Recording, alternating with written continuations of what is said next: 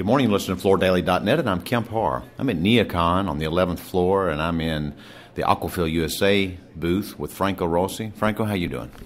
I'm doing great, thank you. So you won a Best of NeoCon Gold Award in carpet fiber for your Econyl Pure, and as many people know, it's usually not just because of the product, but the story behind the product. Tell us why you think the judges like this product. Yes, Econyl Pure is the latest evolution of the Econyl project. We started Econyl 6 years ago, in 2011. We have been able to recycle material, regenerate nylon from post-consumer and post-industrial material and to make a 100% recycled product.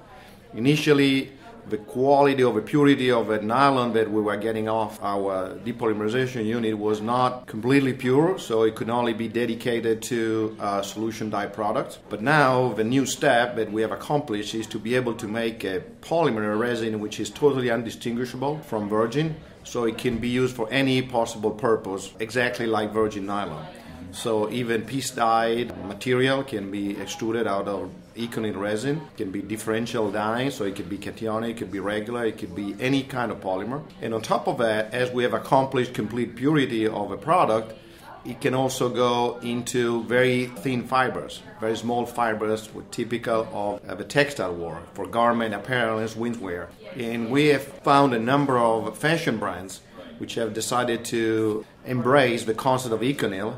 And so here at the showroom, as you have seen, we are exhibiting pieces from Levi's, from Speedo, from Adidas, from Falcon, Outerknown, there's a number of fashion brands which have decided to use the fiber because they love the story, and they also now love the fact that it is actually very versatile fiber. You can do whatever you want, even microfibers, whatever is needed for the product. Well, this is a major milestone, and I know my audience is not technical, but what was the breakthrough that enabled you to be able to do this? I don't think there is a specific breakthrough. It's a number of small steps. We have kept working on the purification side of our unit in Slovenia until we could finally accomplish what we wanted, to eliminate all levels of impurities. So it's just happened a step at a time. But now is the time that everything is gone, and the nylon and the caprolactam we are making is as pure as the virgin one. I guess one of the biggest milestones is the fact that it's dyeable, because up to this point, most of your Econyl products have been solution dye, which of course is definitely the most fast-developing technology, and the one which has been embraced by most of the commercial and now residential carpet industry. But still, there is a lot of opportunity for paste dyed, small runs, special colors which are not accomplishable by solution dye. So this gives an additional tool to the ones which are in love with Econyl, as we are and as most of our customers are. All right, well, that's big news, and congratulations on that. You also have other news to share with me. Most people know that you do process this nylon 6 fiber in Slovenia, and you had a major operation there. I've actually toured it. It's impressive.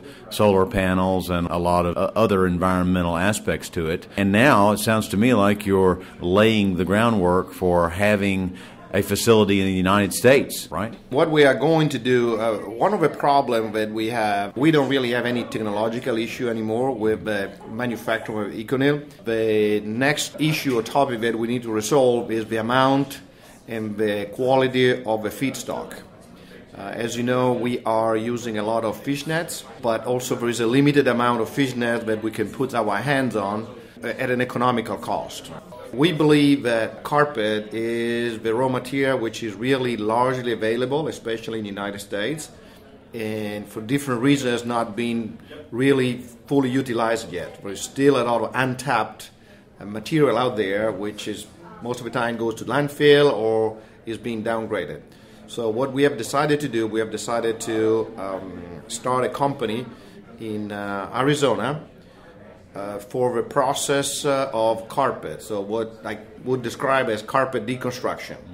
We have been doing carpet shearing for many years now in Cartersville, but we believe that that technology is kind of obsolete in terms of the efficiency and the cost of the final product. So we have patented a new technology which would not be through shearing, would be a dry and wet technology, The purpose of that technology is to deconstruct the carpet, which means to separate the three main components of carpet. Of course, nylon 6 is what we are looking after, but then we want to also make a stream of polypropylene, which is coming from a primary backing, and the secondary backing of the filler, which is basically calcium carbonate and some latex. So the purpose of that plant will be to process approximately 35 million pounds a year of carpet, all nylon 6, and to create these three streams. The main stream, hopefully for us, will be the nylon 6 stream, which will go back to Slovenia for depolymerization. Okay. That's the purpose of the plant. We don't exclude that once this first operation is successfully working, we could then expand to other locations and make a second, a third, and a fourth.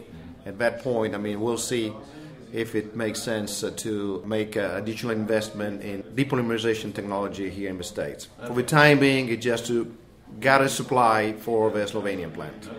I just went to CARE not too long ago, and I know that after Shaw closed their Evergreen plant, there's been a limited demand for nylon 6, and so this should pick up that demand for that, shouldn't it be? Hopefully it should. We understand that, of course, all the collectors have, having our time, because the industry of carpet recycling really did not blossom as sometimes people thought or hoped for. We are going to be a big contributor to that industry.